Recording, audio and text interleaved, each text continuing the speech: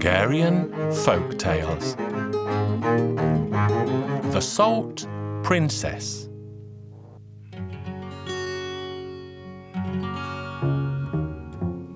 Once upon a time there lived an old king who had 3 beautiful daughters. The old king wanted to find husbands for his daughters before he died, but he could not decide which daughter should receive the most beautiful of his 3 kingdoms.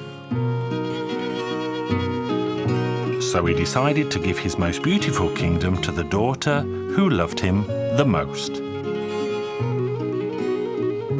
The old king asked his daughters, and the eldest replied, "I love you, dear father, as a dove loves good grain." "What about you, child?" "I love you, dear father, as a hot summer day loves a cool breeze." "And what about you, daughter?" "I love you, dear father, like people love salt." "What do you mean, salt? You ungrateful child. Is this what I raised and loved you for all these years? Get out of here! Get out of my sight!" His daughter tried to explain that people love salt very much indeed. She sobbed and begged, but her father shunned her from his palace.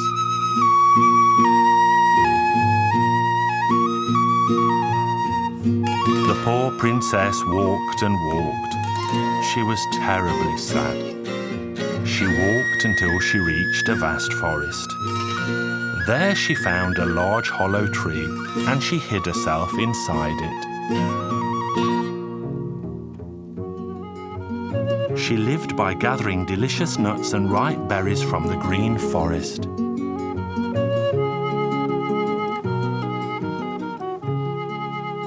One day, the prince from the neighbouring kingdom was out hunting when he happened to pass by.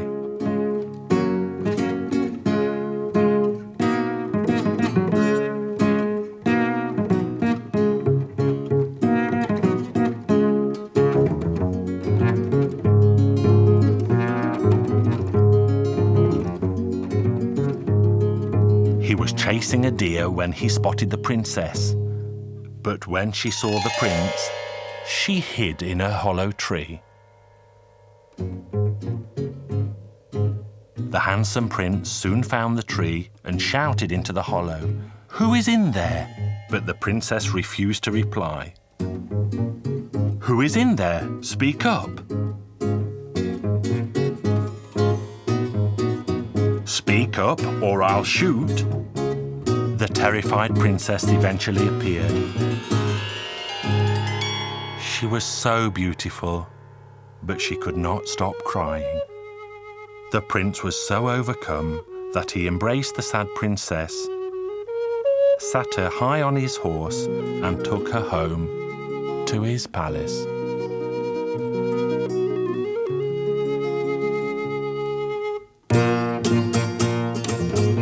Their wedding was so grand that even the dogs ate beef broth, and the young couple lived as happily as 2 doves.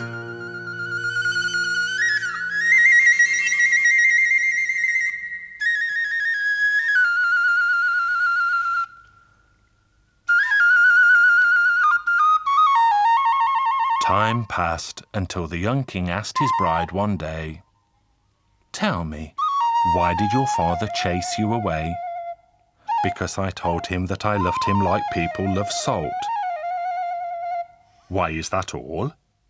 Then the young king had an idea and sent a letter to the old king, inviting him to come and visit.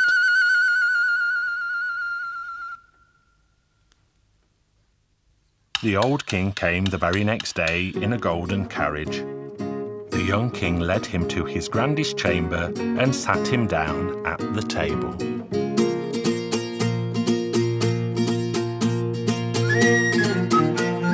His servant served soup, but it had no salt in it.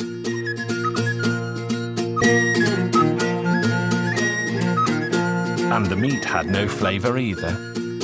The king ate a great deal, but was still left feeling hungry.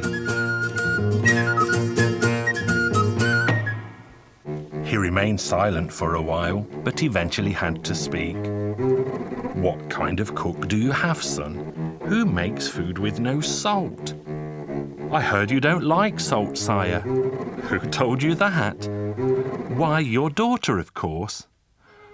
Then the princess appeared. The king's daughter smiled at her old father, who shed tears of joy. Father and daughter embraced, and the king gave his most beautiful kingdom to his youngest daughter. And they all lived happily ever after.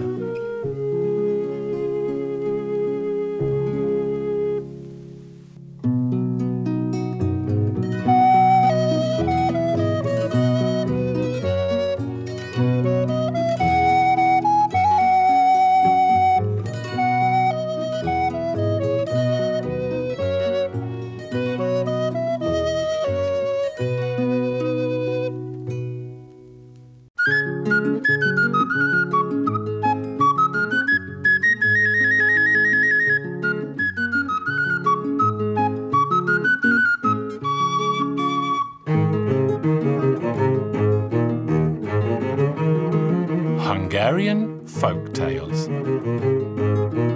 King Kitty.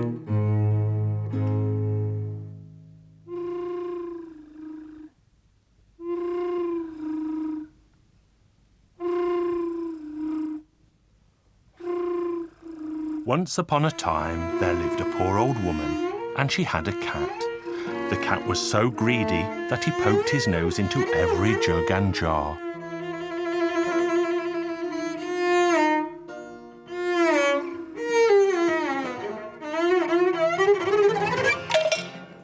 Then the day came when the old woman could not stand the cat's greedy ways any longer, and she said to him, "Get out of my house. You may go wherever you like, but never darken my door again." So the greedy cat was forced to go out into the wide world.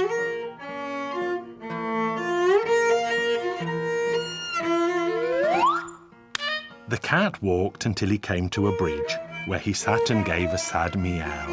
And as he sat, he caught sight of a fox sitting nearby. The cat prowled slowly around the fox and rustled the bushes.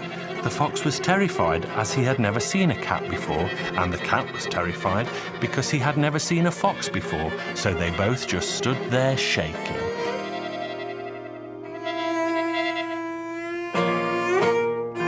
Which of us should be in charge? What? You don't know who I am? I'm King Kitty.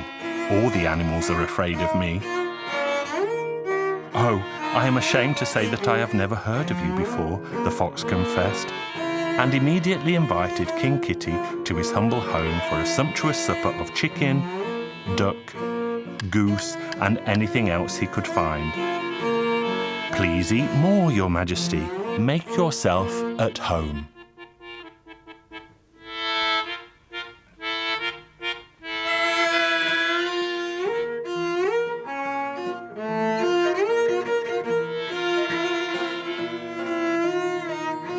When the feast was finished, the fox prepared an exceptionally soft bed for King Kitty, who ordered complete silence while he had his royal nap.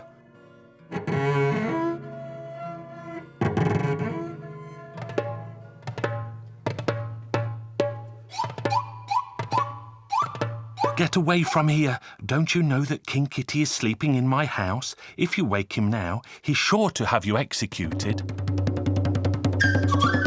"Where are you running to? Are the hounds on your tail?" "Don't ask me, Bear. I was passing Fox's house and he told me to run away because King Kitty sleeps within, and if I woke him, he'd have me executed." The bear pondered. "I have travelled to many lands, but I have never heard of such a feline figure. I shall pay a visit to the fox and see this King Kitty for myself." "Oh, Bear, please don't go there, because if you wake King Kitty, he'll have you executed and me along with you."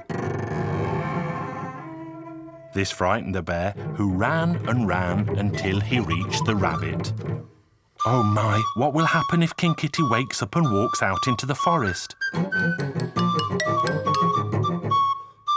I've got a splendid idea. Let's all invite King Kitty to a banquet. If you trust me, I'll go to the fox and invite His Majesty.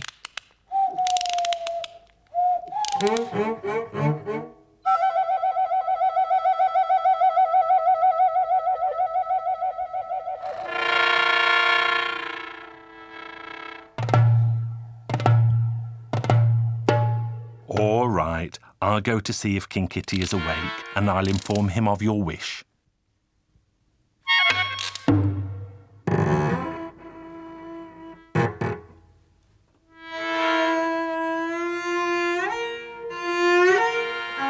Your Majesty, a crow has arrived sent by the animals of the forest to invite you to a royal banquet. King Kitty brushed his white whiskers and said, "Very well, you may go and tell the crow I will attend."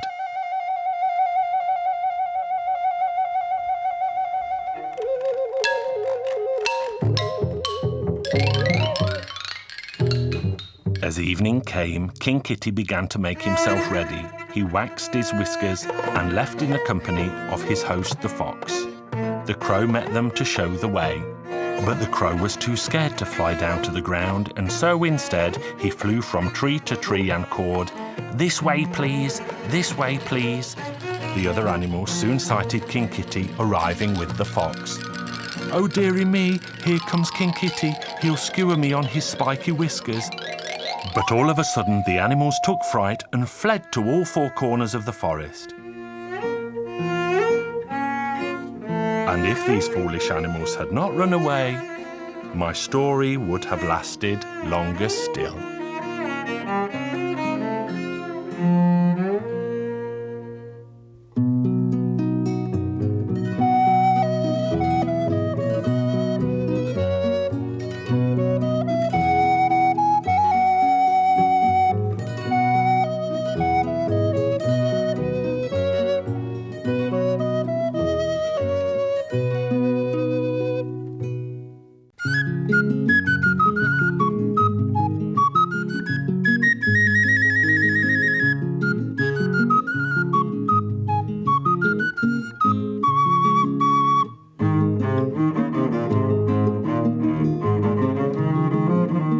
Hungarian Folk Tales.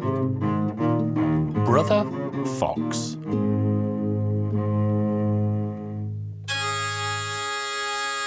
The fox and the wolf were not the best of friends. The fox had tricked the wolf too many times, and so the wolf decided it was time to eat the fox. One day, 12 carts full of fish came trundling down the road. The fox stole a stack of fish from one of them.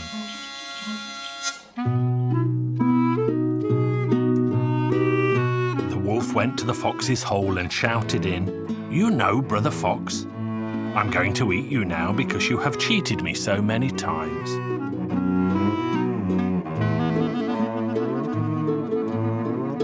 Then he saw the pile of fish.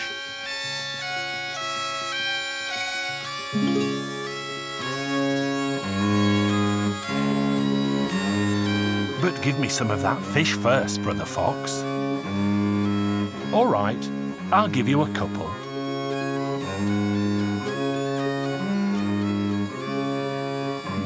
And the fox gave him some. "Where did you catch these, Brother Fox?" "In the river, Brother Wolf." "Well, teach me how to catch some too." "All right, Brother Wolf, I'll teach you." So they both went out onto the frozen river and cut a hole in the ice. "Well, Brother Fox, put your tail in here and wait until the fish begin to bite. You need to wait until it gets good and heavy," and that's exactly what happened. The fox left the wolf behind. The wolf tried his tail a couple of times, but it was still too light, and he said, "There still aren't enough fish on the end." So he kept his tail dipped in the water, but then his tail froze fast and he tried to pull it out, but he couldn't.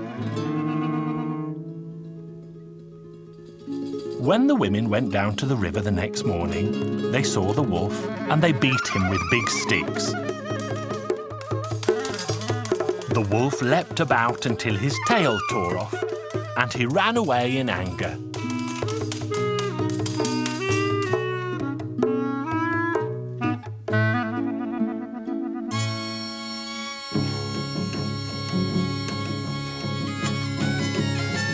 Then the wolf met the fox again. "Now I'm going to eat you, Brother Fox, because you cheated me again. And you can see that I've lost my tail. Why did you keep it in for so long? Were there so many fish on the end that you couldn't pull it out, you foolish wolf? Why did you do it? You know, Brother Wolf, I happen to know about a wedding party in the village. Let's go together and have some fun." And the silly wolf believed what the fox told him. The fox and the wolf went to the wedding party that evening. The farmer had left the barn door open.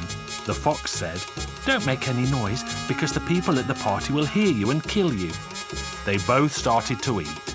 The fox began to feel very merry, and so he said to the wolf, "Brother Wolf, I want to sing a jolly song." The wolf said, "Don't, or else we shall be killed. Go to the top of the cellar and sing there."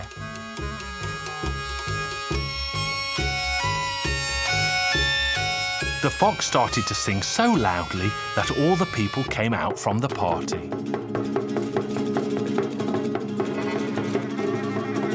They beat the wolf so badly that he barely survived.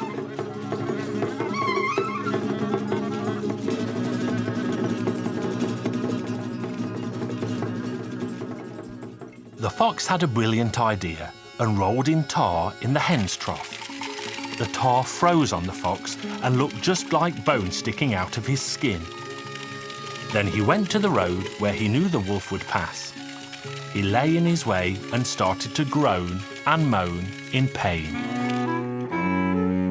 The wolf eventually hobbled by. "Now I'm definitely going to eat you up, Brother Fox. Brother Fox, you had me badly beaten, although I told you not to sing. Your problem is less than mine, Brother Wolf. You know what, Brother Fox? Sit on my back." And they walked like this for a while until the fox said, "The beaten one carries the unbeaten one, the unbroken one carries the broken one." "Excuse me, what was that you said, Brother Fox? I am fighting to stay alive, Brother Wolf. I don't know who will look after my children when I'm gone." They carried on walking like this for a while until the fox said again, "The beaten one carries the unbeaten one, he carries the unbroken." "What was that again, Brother Fox? I'm fighting to stay alive, Brother Wolf. I don't know who will look after my children when I'm gone." Then the fox started again. "The beaten one carries the unbeaten one. What are you going on about again, Brother Fox?" "I'm fighting to stay alive, Brother Wolf. I don't know who will look after my children when I'm gone." Then the fox leapt into his hole, but the wolf caught the fox's foot. "You did not catch my foot, Brother Fox. It's the tree root." The wolf let the foot go and then caught the root. "I won't budge from your hole until you come out, and then I will eat you." But the fox could make do with the fish he had. The wolf got very hungry and left the fox's house. And he has been roaming the forest ever since.